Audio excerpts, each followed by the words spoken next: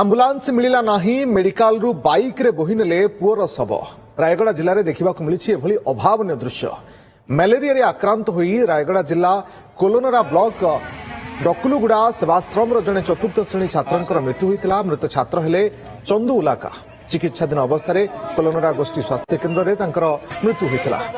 तेबे मृतदेह घर को नेबाई समय आंबुलांस न मिलबारु बाध्य होई बापा बाइक रे पुअर मृतदेह को गाँव को नहीं कहुछि। मृतदेह घर को नेबाई परिवार लोके आंबुलांस को जोगाजोग करथिले समय आंबुलांस पहुंची पारि नथिला।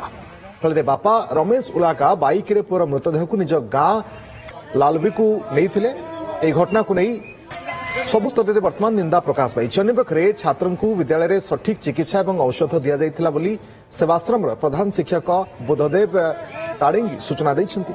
सेपटे संपर्क में किसी जानि नथिबा कहिसन्ति रायगड़ा सीडीएमओ।